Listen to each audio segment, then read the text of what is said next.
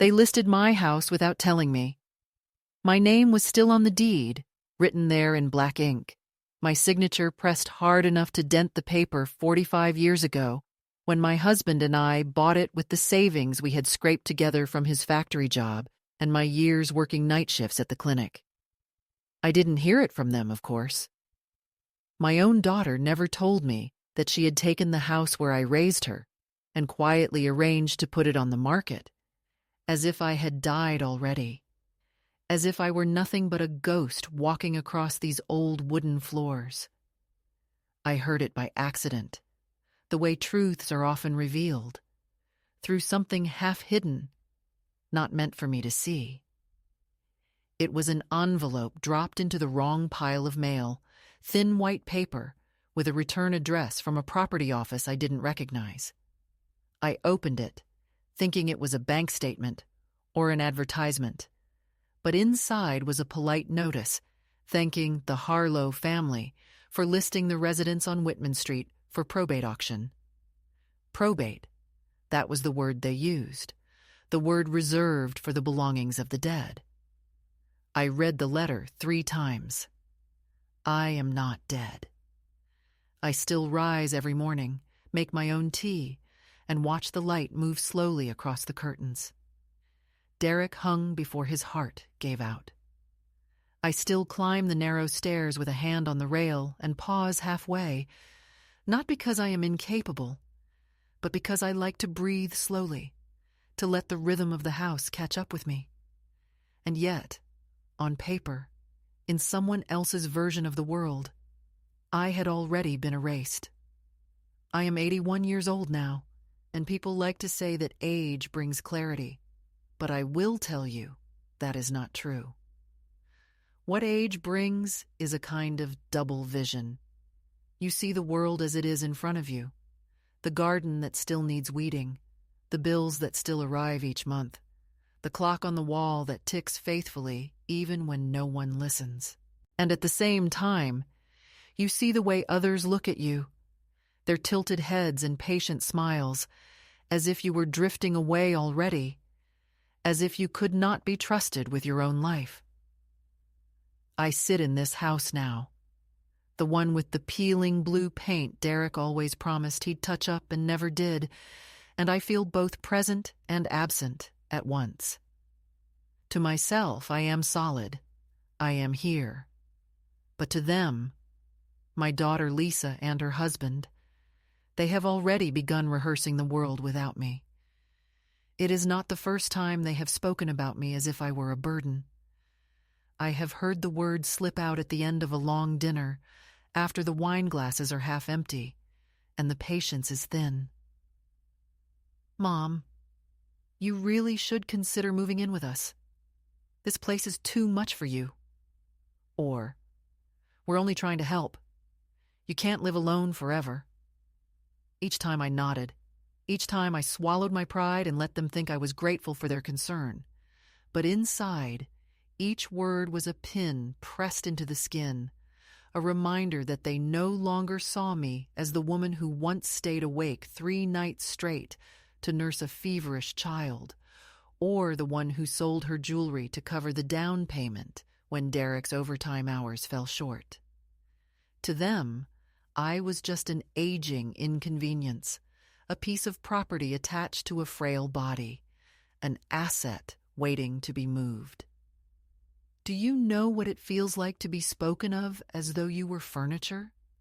To hear your name folded into sentences about square footage and market timing?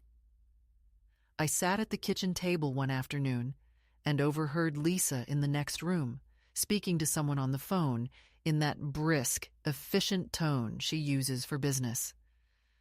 Yes, it's in good condition, but it hasn't been updated. We'll list it as is. The neighborhood is stable, so it should draw interest. The pause that followed was long enough that I could picture her nodding, adjusting her hair, smiling at the other voice. Then she said, "My mother won't resist. She's not really aware of the process anymore." I felt the words hit me like cold water. Not really aware. I had been balancing my checkbook the night before, down to the cent. I had walked 2 blocks to the pharmacy that morning and remembered the cashier's name. Not aware. The lie was not just cruel, it was calculated. It was meant to build a case, a portrait of me as someone unfit, someone already half gone. I suppose the mistake they made was assuming I would never notice. They thought they had tucked the truth into corners I no longer looked at, folded it into files I could not reach. But I have always been a woman who keeps things, who saves paper, who writes notes in the margins. Derek used to tease me about my habit of keeping copies of everything. "One day you'll drown in receipts," he said, laughing. But it is that very habit that has kept me afloat now, because while they speak of me as though I were already diminished, I know exactly what is mine, where it is, and how to prove it. The house is not just a building. It is not just an asset. It is the room where I brought Lisa home, wrapped in a hospital blanket, too large for her tiny body. It is the narrow staircase Derek used to climb 2 steps at a time, grinning at me as if the world itself could never make him tired. It is the oak tree outside the back window where my grandson Kieran once nailed a crooked board to make a fort, declaring it a castle, while I brought him lemonade in a chipped mug. It is the front porch where I sat with my best friend Joyce one summer night, 40 years ago, our legs tucked under us, swatting mosquitoes and whispering about the future like it would stretch out forever. Every wall here holds a memory, and not the kind that can be packed into boxes. And yet, to them, it is only equity. To them, my life's shelter is just a listing with a reserve price. When I opened that letter from the property office, I did not cry. I think I have gone past the age of tears for certain things. Instead, I felt something colder, something harder, a silence in the chest that comes not from sadness, but from recognition. This was not a mistake. This was not oversight. This was betrayal written into paperwork, stamped and dated, filed with an office that did not know me, would never see me, but had already recorded my absence as fact. And in that moment, I felt my spine straighten, as if the house itself had leaned against me. "I am still here," I whispered, though no one could hear. "I am still here." Now, when I sit at the window in the late afternoon, watching the shadows stretch across the lawn, I think about what it means to be erased while you are still alive. There are many ways it happens. Sometimes it is loud, a shouted argument, a slammed door. More often, it is quiet, like this, with a soft smile and a signature line left blank with someone saying, "Don't worry about it, Mom. We'll handle everything." It is a theft of presence, a robbery of dignity, done with the same hands that once clutched yours as a child. I never thought my daughter would be capable of it. I never thought betrayal could come dressed in silk and polite phrases. But here we are. And I am telling you now, in my own voice, before anyone else tries to speak for me. They tried to sell my house behind my back. They thought I would stay silent, confused, grateful for their direction. They thought wrong. The real confirmation came not from Lisa's words overheard through a doorway, not from the smug confidence in her voice when she thought I was out of earshot, but from paper, from ink, from the quiet indifference of an envelope that was never meant to land in my hands. It was a Thursday morning in early spring, the kind of morning where the air is damp and reluctant to warm, when the ground smells faintly of earth waking up, and I had shuffled through the pile of mail left crookedly in the old brass slot on the front door. Most of it was predictable. Flyers from grocery stores, a statement from the power company, a glossy catalog full of clothes I could never imagine myself wearing. But tucked among them was a long white envelope with my address neatly typed, though not in a familiar font. I slid it open with the edge of a butter knife, thinking it might be another one of those insurance offers, and instead, I found myself staring at language so precise and so cold, it felt like a scalpel. Notice of auction preparation. In accordance with the forthcoming probate listing of the property located at 312 Whitman Street. I stopped reading there, my eyes dragging back to the first line, as though repeating the words would change their meaning. Probate listing. Forthcoming auction. My house. My name appeared nowhere in the opening paragraph, not until the third line, where I was referred to only as the current occupant. Not the owner, not the co-signer, not the woman whose name still held legal weight on the deed, but an occupant, as though I were renting a corner of my own life. The paper was thin, the kind that bends too easily, but the words printed on it were heavy, weighted with the assumption that I no longer existed as a legal or living force. I folded the letter once, twice, then flattened it out again. I looked at the date, the signature of the managing agent, the contact number, printed neatly at the bottom. I checked for mistakes the way a drowning person looks for a rope. There were none. It was official. The auction was set for 6 weeks from that day, on the courthouse steps downtown, open to public bidders. My home, the place I had guarded for decades, the place I had kept warm through winters and filled with the smell of Sunday roasts, the place where I had held Derek's hand through his last breath, was about to be sold to strangers with the wave of a hand and the nod of a head. When Lisa returned that evening, I did not speak of it right away. I watched her move through the house as if it were already hers, her eyes scanning the counters, her fingers brushing against the wood of the banister like she was assessing its value. She smiled at me with the kind of brittle brightness that people use when they are hiding something. "Did you rest today, Mom?" she asked, already looking past me, already reaching for her phone. I wanted to ask her how she could sleep at night, knowing what she had done, but my tongue stayed heavy in my mouth. Instead, I answered softly, "Yes, I rested." Though inside me, something had shifted. Something hard and immovable, like a stone rolling into place. The next morning, I tested her. I asked as casually as I could, "Lisa, what would happen to the house if I decided to leave it to Kieran?" She froze, just for a heartbeat, before recovering her smile.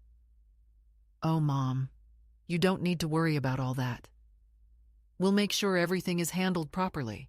You just focus on enjoying your time." Enjoying my time, as though I were a patient in hospice, as though every day was merely borrowed from a clock she already controlled. That was the moment I understood. This was not miscommunication, not an error of paperwork, not even a misguided attempt to help. This was deliberate. She and her husband had filed documents behind my back, papers that painted me as unfit, perhaps even incapable of making my own decisions. They had signed on my behalf in places I had never authorized. They had crafted a narrative of decline, whispered it into the ears of clerks and agents until it hardened into fact. I had become, on paper, the absent matriarch, the woman too frail to contest, the silent name on a deed waiting to be crossed out. I sat alone in the kitchen that night, the house wrapped in a kind of accusing silence. The letter lay on the table, illuminated by the weak yellow glow of the lamp, and I found myself speaking aloud to Derek as though he were still there. "They think I'm gone?" I whispered. "They think I can't fight." My voice did not crack, but my hands trembled as I pressed my palm over the deed I had pulled from the drawer earlier, the original one with both our signatures. His handwriting was still steady, bold, confident. Mine was smaller, but sharp, deliberate. They could file their claims, but they could not erase the ink pressed into that paper all those years ago. For the next few days, I moved carefully, like a spy in my own home. I watched Lisa's face when she answered calls, noted the hushed tones, the way she stepped outside with her phone pressed tight against her ear. I noticed how my mail began arriving already opened. By mistake, she said, though her eyes gave her away. She began offering to help me with my checkbook, with my prescription refills, all the small errands I had always done myself. The more she pressed, the more I knew she was tightening the circle, preparing me to believe that I was incapable, so that when the day of the auction arrived, I would already be defeated. But something in me had sharpened. Perhaps it was anger. Perhaps it was the stubbornness that had carried me through years of scrubbing floors at midnight to pay tuition. Perhaps it was Derek's voice echoing in my memory, reminding me that I was never one to surrender. I took the envelope from the kitchen table, folded it neatly, and placed it inside my worn leather purse, next to the deed I had retrieved from the attic box. Then I wrote down the date of the auction on a slip of paper, pressing the pen so hard it tore through the fibers. That night, as the house lay dark and quiet, I stood in the hallway and listened to the familiar creaks and sighs of the wooden beams. This house knew me. It held my secrets, my griefs, my joys. It was not an asset, not a line item, not a transaction. It was mine.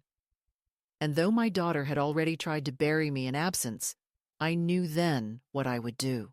I would not argue with her in the kitchen. I would not beg her to return what was never hers to take. I would go to that auction. I would stand there in my plain cardigan and sensible shoes, and I would show them all that I was not yet gone, that the ink of my name was still fresh, still binding, still alive. That letter, that single piece of thin white paper, was the spark. It was the betrayal pressed into legal language, the dismissal of my existence. But it was also the catalyst, the thing that forced me to stand taller, to speak louder, to prepare for the day when I would no longer whisper to the walls, but declare it in front of strangers. This house is not for sale, and neither am I. After the letter, life in my own house began to change in ways so quiet and incremental that I sometimes wondered if Lisa and her husband had been rehearsing these gestures for months, perfecting the art of making me believe that everything was normal, while at the same time eroding the ground beneath my feet. It began with the keys. For as long as I can remember, I kept my keys on a brass hook by the door, a habit so old that even Derek used to tease me, saying the house could be on fire and I would still stop to hang them neatly before running out. One morning, when I reached for them to walk down to the corner shop for milk, they were gone. Lisa appeared behind me with her cheerful voice sharpened just enough to cut. "Oh, Mom, I've got them. You don't need to go out today. I'll pick up whatever you want." She dangled them once, then slipped them into her purse before I could object. I told her I needed air, that walking was good for my joints, but she placed a hand on my shoulder, like one does to steady a child, and said, "Don't strain yourself. Let me take care of it." It was a small thing, but it sat heavy in me the entire day, the absence of that cold metal in my palm, the sudden dependence forced where it wasn't needed. The phone was next. For years, I kept a landline, the same number I had since we moved into the house. It was my tether to neighbors, to old friends who still preferred to talk rather than send messages on little glowing screens. One afternoon, I picked up the receiver and heard nothing but silence. Lisa told me the service had been streamlined, that everything now came through her family's cell plan. She handed me a sleek black phone with too many buttons and said she would program the numbers I needed. I turned it over in my hands, feeling its weight like an unfamiliar tool. "You don't need to worry about bills anymore," she said brightly. "It's all simplified." But what she meant was, I would not be calling anyone she did not want me to call. I tested it that evening, tried to dial Joyce's number from memory, but it would not connect. Instead, a message flashed on the screen, asking me to enter a password I did not know. My own voice, once able to travel freely down a line to the people who mattered, was suddenly trapped. Money became another cage. I had always kept a modest independence, a checking account in my name where my pension was deposited each month. Lisa began insisting on helping me with the statements, her hands moving quickly over the papers, folding them, filing them away, before I could even glance at the totals. "It's too much for you," she said gently. "All these numbers, all this fine print. It's confusing at your age." She spoke as though I were not the woman who balanced household budgets through inflation, recessions, and layoffs, who pinched every penny to stretch for school clothes and mortgage payments. She spoke as if numbers had only recently been invented and I was too old to learn their secrets. One afternoon, I noticed my bank card missing from my wallet. Lisa told me she had taken it for safekeeping, that she would handle any purchases I needed. "Just tell me, Mom. I'll get whatever you want." I nodded at her, but inside I felt the heat rise in my chest, a slow, burning anger wrapped in humiliation. I had gone from a woman who once wrote every check for the family, who signed deeds and contracts, to a shadow expected to ask permission for bread. What struck me hardest was the performance of kindness threaded through every act of control. When I asked about the auction letter, pretending curiosity rather than accusation, Lisa's eyes widened in feigned confusion. "Auction? Oh, you must have misunderstood. Sometimes those letters are just generic notices. Don't worry, we'll take care of everything." She smiled so wide her teeth gleamed, but her eyes slid away, just for a second, enough for me to see the truth. It was not confusion. It was calculation. They wanted me quiet, pliant, convinced that I was imagining things. The walls of the house began to feel closer, as though the very rooms were conspiring to push me into silence. Doors that once opened freely began to close. Lisa insisted on reorganizing the kitchen for efficiency, which meant that jars I had reached for without thought for decades were suddenly out of place, stacked in unfamiliar cupboards. I opened drawers and found them empty, their contents removed or rearranged without explanation. Even my closet was not safe. Clothes disappeared under the excuse of decluttering, replaced with cardigans Lisa thought were more suitable.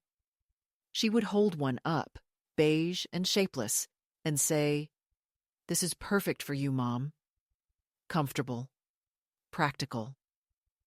I would smile thinly, but inside I remembered the dresses I had once chosen myself, the colors that made me feel visible rather than hidden.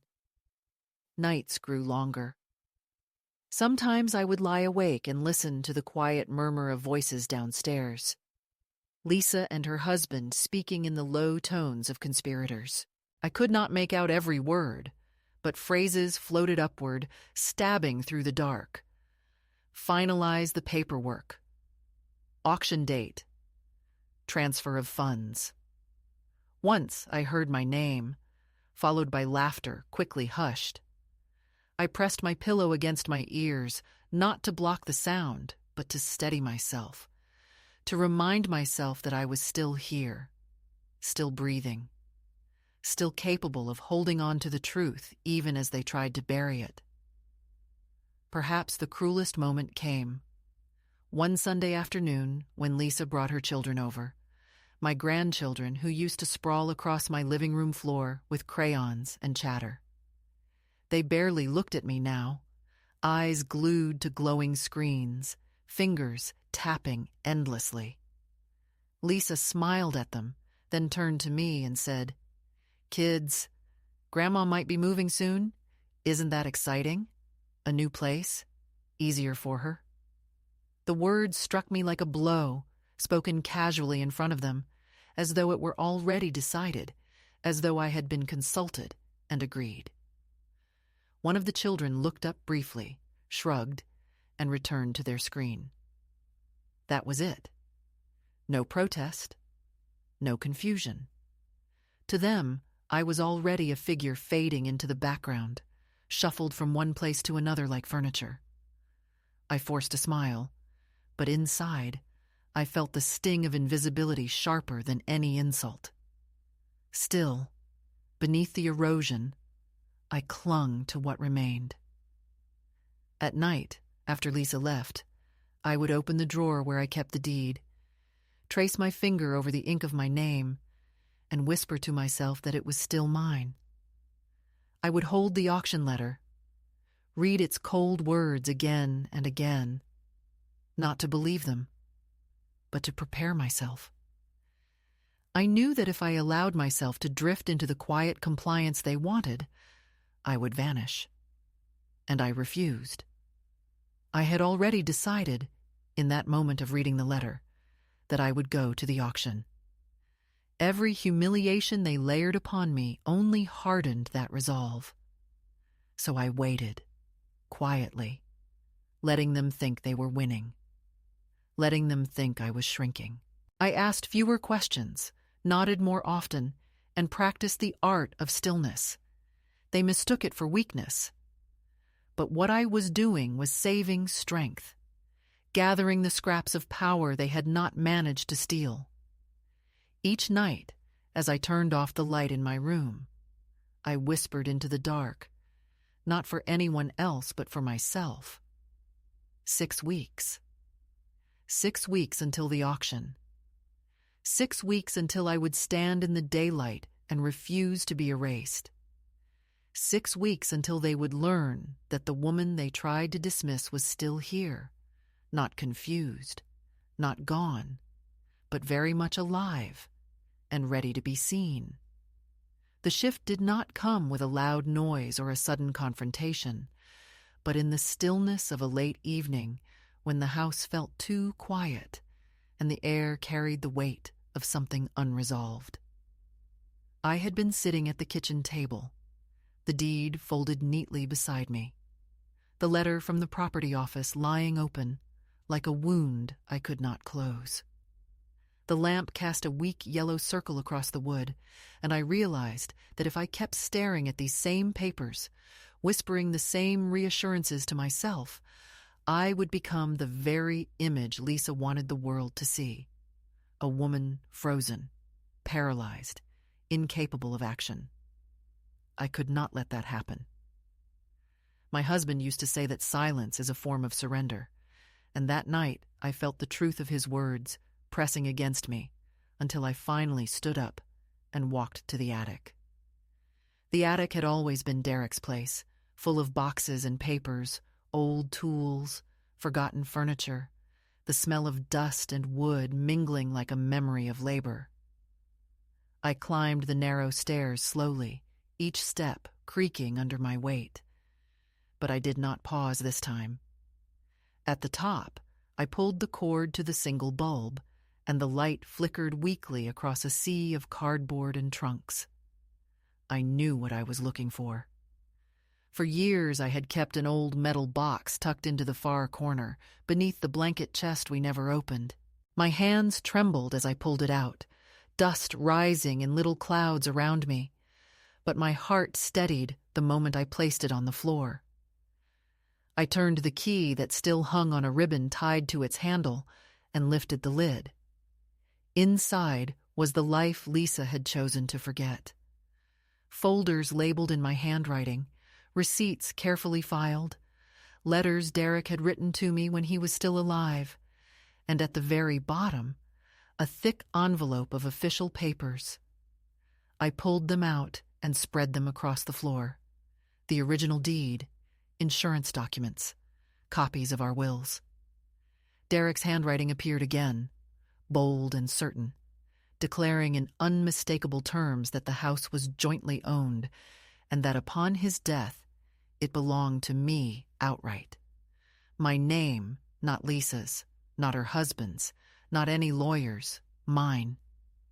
I pressed my fingers against the ink, felt the strength of it, and knew in that instant that they had underestimated me entirely. But there was more. Beneath the documents lay a stack of unopened mail, things I had set aside after Derek's death, too raw to look at then. I unfolded one and found a letter from a law office dated years earlier, offering estate planning services. At the bottom was the name of a lawyer Derek once trusted, a man who had handled a small claim for us when the roof repair turned into a dispute. I remembered him as someone with a steady voice, not warm exactly, but fair. I copied down the number, not knowing if he was still practicing, not knowing if he would remember me, but feeling a surge of power simply by writing it. I carried the papers downstairs and placed them carefully in my purse, the leather cracked and worn but still strong. As I did, I heard Lisa's voice in my head, telling me not to worry, that she would handle everything. And for the first time, I smiled, not with bitterness, but with clarity. She was right. Everything would be handled, but not by her. The next morning, I tested my freedom. Instead of waiting for Lisa to arrive with her carefully rehearsed smile and her questions about whether I had slept well, I called across the street to young Daniel, the neighbor's son, who sometimes helped me shovel snow in the winter. He was polite, a little awkward, but kind. I asked him if he could drive me downtown. I did not explain why, only said I needed to take care of something important. He agreed without hesitation. When he pulled up in his old sedan, I tucked the papers into my purse and walked out of the house without telling Lisa where I was going. The sun was sharp and bright, the kind of morning that makes every shadow stand out, and I felt my steps grow firmer as I crossed the porch. Downtown, the courthouse loomed gray and indifferent, its steps worn from years of feet heavier than mine. I walked inside, my purse clutched tight, and asked the clerk for information about property auctions. She handed me a schedule, her eyes flicking briefly to my age, perhaps expecting me to be confused. But I was not confused. I read the sheet carefully, traced the date with my finger, and confirmed what I already knew. 6 weeks from now, my house would be put up for sale unless I intervened. The words looked official, immovable, but instead of fear, I felt a calmness, the kind that comes when you finally stop circling a wound and decide to cut it clean. On the way home, I stared out the window of the car and thought about what it meant to act. For so long I had lived in quietness, letting others direct me, nodding when told, smiling when expected. It had been easier that way, less conflict, less noise. But easy is not the same as right, and silence is not the same as peace. I had let my daughter believe she was in control, but I could feel the tide shifting inside me. For the first time in months, perhaps years, I felt not diminished, but sharpened. That afternoon, I began making small preparations. I returned to the attic and took down more of the papers, arranging them neatly on the dining table. I found Derek's old address book, the one with phone numbers written in fading ink, and traced the names of people long gone, feeling their presence around me. I placed Joyce's number at the top of a fresh sheet, though I had not spoken to her in too long. I even dug out an old fountain pen, heavy in my hand, and began to practice my signature again, writing it over and over until the lines were steady. I wanted no one to mistake it for weakness. Lisa noticed the change in me almost immediately. When she came by the next morning, she looked at the papers on the table and frowned. "What are these, Mom? You don't need to worry yourself with this." I smiled at her, a small, quiet smile, and said nothing. For the first time, her face betrayed something, uncertainty, maybe even fear. She picked up one of the documents, skimmed it, then set it down with a little too much care. "Really, you should leave this to us," she said. But I only nodded and continued folding the others into my purse. She wanted to see confusion, but I gave her stillness, and that unsettled her more than anger ever could. The shift was not dramatic, not a battle fought with raised voices or slammed doors. It was internal, a turning of the wheel inside me, the realization that I was no longer waiting to be rescued or hoping to be heard. I had decided, quietly but firmly, that I would act. The date was circled on the paper in my purse. The documents were ready. The resolve was mine alone. For years I had allowed others to narrate my life, to describe me in tones of pity or dismissal, to reduce me to an afterthought. But no more. That night, I sat by the window as dusk settled, the sky streaked with fading pink, and I felt something I had not felt in a long time. Anticipation. Not fear, not resignation, but the calm strength of a woman who knows that the next step belongs to her. They could plan, they could plot, they could whisper, but when the day came, I would stand on those courthouse steps with my papers in hand and remind them all, especially Lisa, that I was still here, still alive, still the rightful owner of my own story. In the weeks that followed my quiet decision, I noticed how the pressure around me began to increase, as though Lisa could sense something shifting, though she could not quite name it. It was in the way she hovered, her footsteps heavier when she walked through the house, her questions more pointed, her gaze lingering too long on the purse I now kept close by my chair. She tried harder to contain me, to keep me folded into the role of the compliant mother, the silent old woman who could be spoken for and signed away. The more I gathered my strength, the more she pressed her weight upon me, and it became a kind of battle fought not with open declarations, but with careful moves, like two opponents circling a board, each waiting for the other to falter. The first blow came with the visit of a stranger. One afternoon, a man in a dark suit knocked on the door.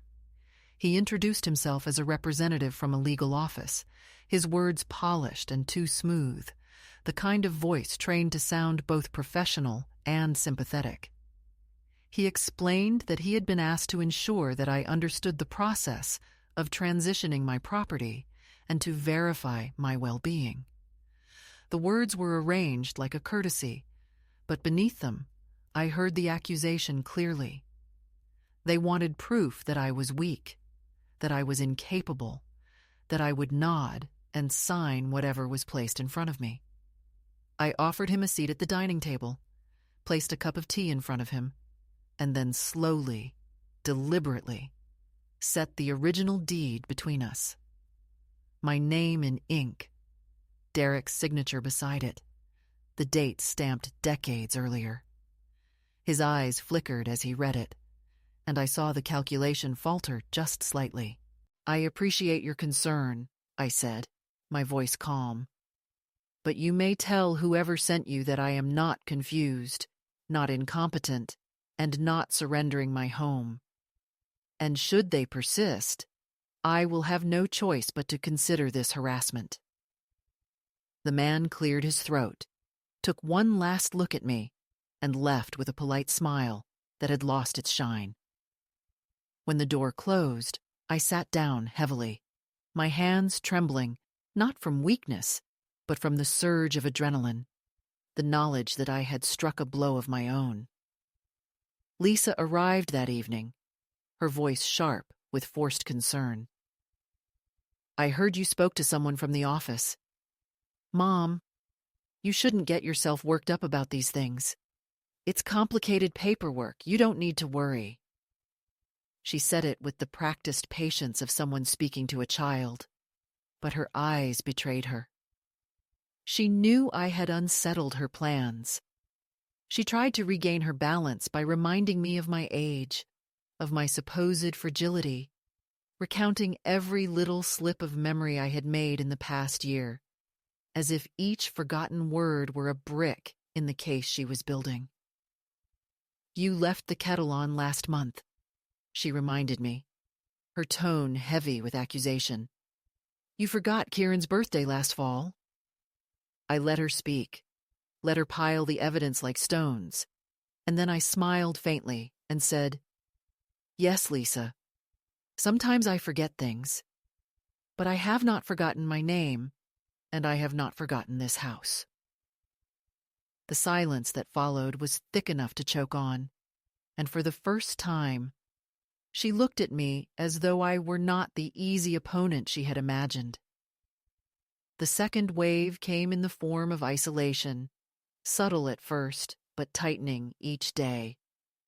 Phone calls from Joyce never seemed to reach me anymore. Lisa claimed the number had been disconnected, though I knew better. Neighbors stopped dropping by, their invitations drying up, as though someone had whispered to them that I was too unwell, too fragile to be disturbed. Even at church, where I had once been greeted warmly, I noticed glances sliding away, conversations shortened, people speaking to me in overly bright tones before excusing themselves quickly. The narrative Lisa had sown was spreading. I was being erased in the eyes of others before I could stand and declare myself still present. It was a loneliness so sharp it cut deeper than any outright insult. But not everyone was lost to me. One evening, when I was gathering the mail before Lisa arrived, I found a letter slipped beneath the door, the handwriting young and uneven. It was from Kieran, my grandson, the only one who still looked me in the eye when we spoke. "Grandma," it read, "I don't understand what's going on. Dad and Mom say you're not well, but I don't believe them. I miss you. If you need me, just tell me." There was a phone number scrawled at the bottom, new and unfamiliar. I pressed the paper against my chest and felt tears sting my eyes for the first time in months. Not tears of defeat, but of recognition. I was not entirely alone. Someone still saw me. Someone still remembered who I was. I tucked the letter into the same envelope that held the deed, my private arsenal. Proof that not all connections had been severed. The pressure escalated again when Lisa confronted me directly, her words no longer cloaked in patience but edged with frustration. She stood in my kitchen, her hands gripping the counter, and said, "Mom, you're making this harder than it needs to be. This house is too much for you. We're trying to secure your future, and you're resisting us at every step. Don't you trust me?" The word trust hung between us like poison. I looked at her carefully, at the daughter I had raised, the child whose skinned knees I had bandaged, whose tears I had wiped away, and I wondered how trust had turned into this performance of control. "I trusted you," I said quietly, "and you tried to sell my house while I was still living in it." Her face went pale, her lips tightened, and she muttered something about misunderstandings before leaving in a rush. But I saw it then, clearly. She was not acting from concern. She was acting from fear. Fear that her version of the story was unraveling. Fear that I was not as malleable as she needed me to be. The days grew heavier as the auction approached. The notices kept arriving, reminders printed in stiff language, each one like a drumbeat counting down the time. Lisa grew more insistent, her husband stepping into the role of enforcer, reminding me of all the ways I had become dependent, warning me that the stress could shorten my life. They tried to frighten me into submission, to paint resistance as dangerous, selfish even. But with each attempt, I only grew more certain that I had to stand before them and everyone else to claim my place. The true escalation came one night when I overheard Lisa speaking on the phone, her voice lowered but urgent. "She's being stubborn," she whispered. "I don't know if we can keep her quiet until the auction. Maybe we need to move her." The words froze me in place. Move me? Where? To a care facility? To some distant relative's spare room? To an existence stripped entirely of agency? I felt the walls of the house, my house, pressing close around me. And in that moment, I understood that the auction was not just about property. It was about erasing me entirely, boxing me up like an old chair, and placing me somewhere out of sight. They were not satisfied with taking the house. They wanted to take my very presence from the world. That night, I did not sleep. I sat at the table with the papers spread out before me. The deed, Derek's will, Kieran's letter, the schedule of the auction. And I vowed to myself that whatever strength remained in me would be used not for politeness, not for peacekeeping, but for defiance. They had mistaken my silence for frailty. They would learn soon enough that silence can also be preparation, that still waters are not always shallow. The escalation was not just theirs anymore. It was mine. I began writing notes, drafting my own statement, words I would speak if they tried to silence me at the auction. I rehearsed them aloud in the empty kitchen, my voice steady, my breath controlled, until even the walls seemed to lean closer to listen. I was no longer waiting for their next move. I was preparing mine. And so the house, once a place of comfort, became a battleground. Every creak of the floorboards, every rustle of papers, every knock at the door was part of the fight. The daughter I had once trusted had become my opponent, her husband her ally, and I, the woman they thought too weak to resist, had become the obstacle they could not quietly remove. The second escalation was not only the tightening of their grip, it was the sharpening of my resolve. The battle lines had been drawn, and I knew where I stood. The morning of the auction arrived with the kind of sharp clarity that only comes when you know the day will not be like the others before it. I woke before dawn, the house wrapped in silence, and for a long moment I simply sat on the edge of my bed, feeling the weight of what lay ahead. My purse was already packed, the documents neatly folded, Derek's handwriting visible in my mind, even with the papers closed. I dressed carefully, not in anything new or striking, but in the cardigan I had worn to his funeral, plain gray with a single missing button near the wrist. It was not vanity that made me choose it, but symbolism. It was the garment in which I had already faced loss and sorrow, and now I would wear it into battle, a reminder that I had survived worse. I brushed my hair until it lay smooth, applied the faintest touch of lipstick, and when I looked at myself in the mirror, I did not see a frail woman about to be erased. I saw someone steady, rooted, prepared. Daniel arrived just as the sun began to lift above the horizon, his car rattling slightly as he pulled up. He smiled shyly, offered me his arm, but I shook my head and walked on my own, each step deliberate. The ride downtown was quiet, and I spent it looking out the window, watching the streets slide past, the shops opening their shutters, the ordinary lives beginning their day, unaware that mine was about to be fought for in a public square. The courthouse steps were crowded when we arrived, a mix of men in suits, women with clipboards, strangers with hungry eyes scanning the listings, their voices low but eager. I stood at the edge of it for a moment, letting the sound wash over me, and then I moved forward, the papers heavy in my bag but light in my heart, as though they carried not just ink, but the weight of every memory tied to the walls of my house.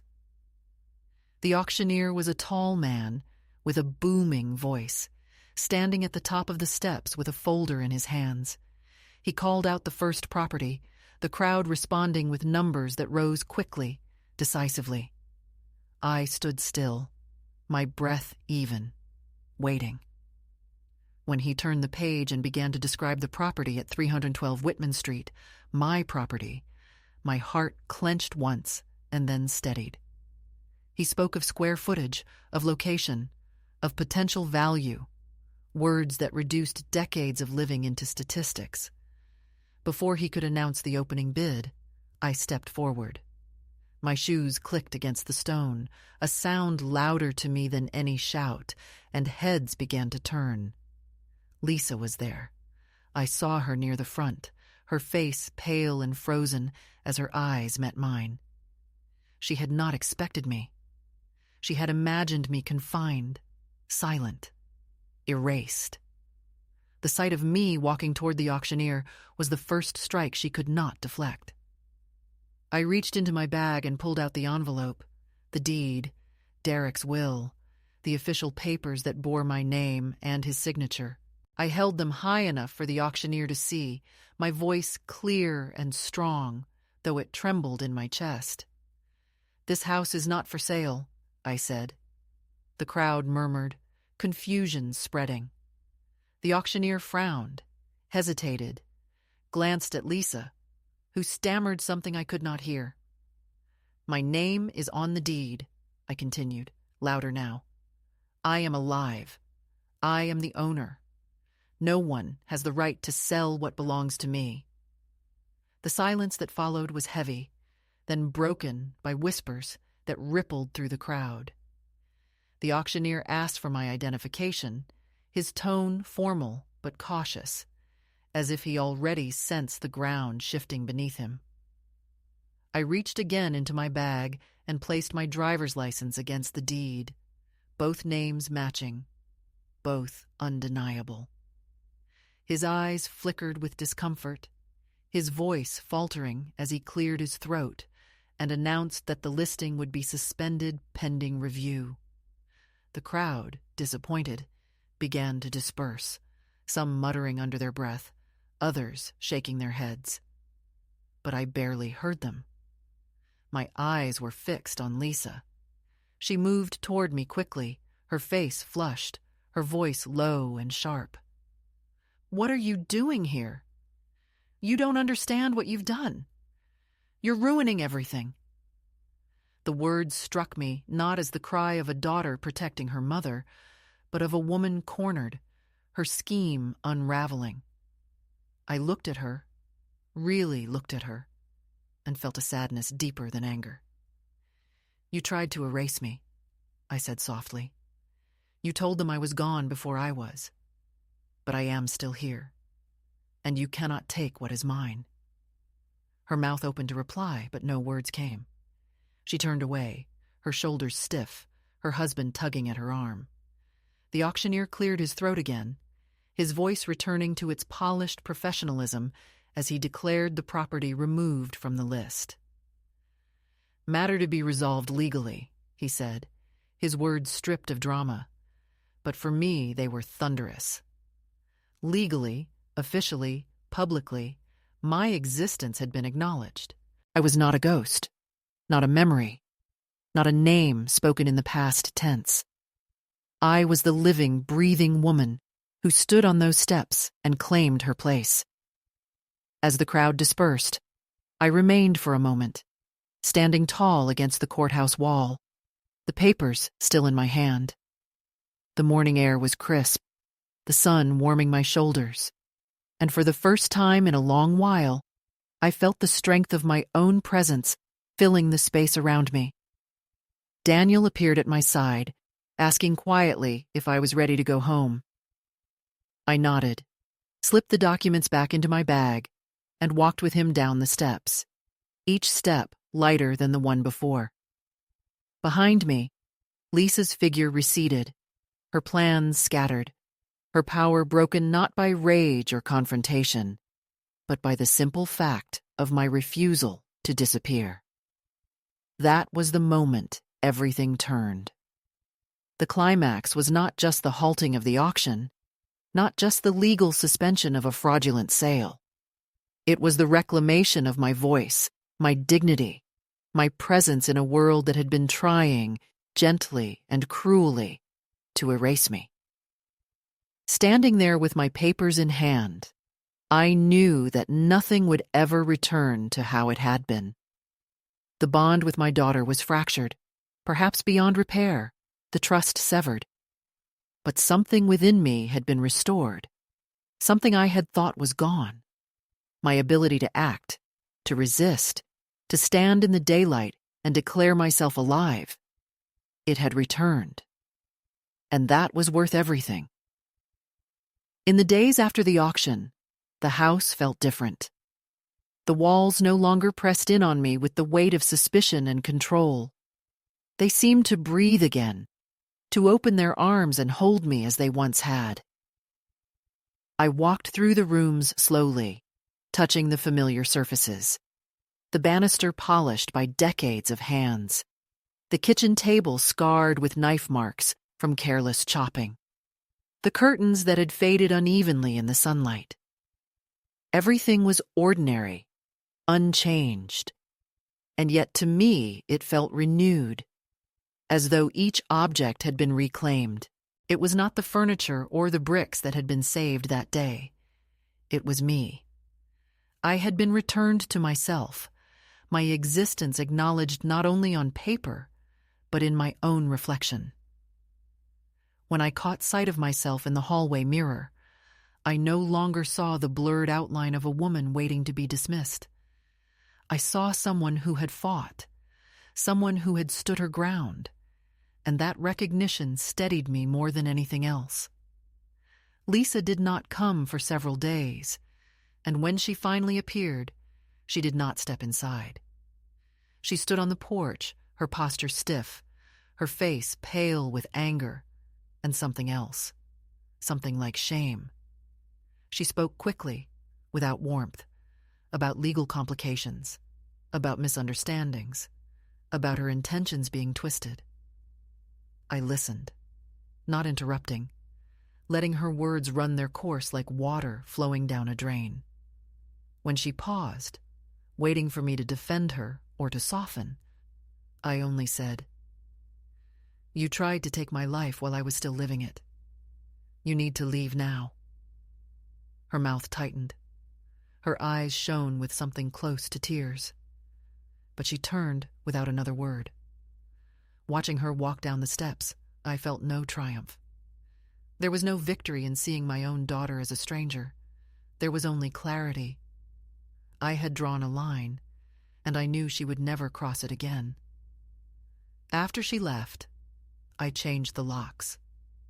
The locksmith was a young man who worked quickly, his hands sure, and when he handed me the new keys, cool and solid in my palm, I felt a thrill of ownership more profound than any legal paper could give me.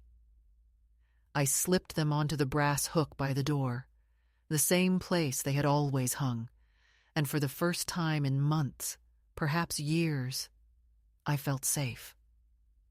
The silence in the house was no longer threatening. It was peaceful, companionable, the kind of quiet that lets you hear your own thoughts. At night, I slept without waking to imagined footsteps or hushed voices. In the mornings, I brewed tea, opened the window, and let the air move freely through the rooms. The house was mine again, not just in law, but in spirit. Neighbors began to look at me differently, too. Perhaps they had heard whispers of what happened. Perhaps they simply saw the change in the way I carried myself. But when I walked to the market, heads no longer tilted with pity. Mrs. Ellison, who lived 3 doors down, stopped me by the vegetable stall and said in a low voice, "They tried something similar with my brother. I'm glad you stood up." Her hand touched mine briefly, and in her eyes I saw not just sympathy, but respect. I realized then that what I had done was not only for myself. It was for every woman who has been quietly erased, every elder spoken over, every life diminished by those too impatient to wait for time to take its natural course. One evening, as the sun set in a wash of orange across the porch, a woman about my age walked by with her dog. She paused, looked at me sitting there with my cup of tea, and said softly, "You're stronger than they think, aren't you?" I smiled, lifted my glass in a quiet toast, and answered, "We all are, when we remember ourselves." She nodded, and we shared that silence, the unspoken bond of those who know what it means to be underestimated. Now, when I think of the future, I do not imagine auctions or papers or signatures taken without consent. I imagine mornings like this, sitting at my kitchen table with sunlight spilling across the wood, hearing the birds outside, and knowing that I am still here, still present, still choosing. Perhaps Lisa will never forgive me for breaking her plan, and perhaps I will never forget the betrayal. But forgiveness is not necessary for peace, and forgetting is not required for survival. What matters is that I have reclaimed my life in the only way that counts, by living it on my own terms. So to the woman who might one day find herself in my place, reading a letter that tries to declare her gone before she has drawn her last breath, I say this: do not believe them. Do not let their words become your truth. You are still here, and as long as you can speak, as long as you can stand, even if only with trembling hands, you hold more power than they want you to know. Keep your papers. Keep your voice. Keep your house, whatever form it takes. And when the moment comes, step forward, even if the world expects you to stay behind. Step forward and say, as I did, "I am alive and I am not for sale."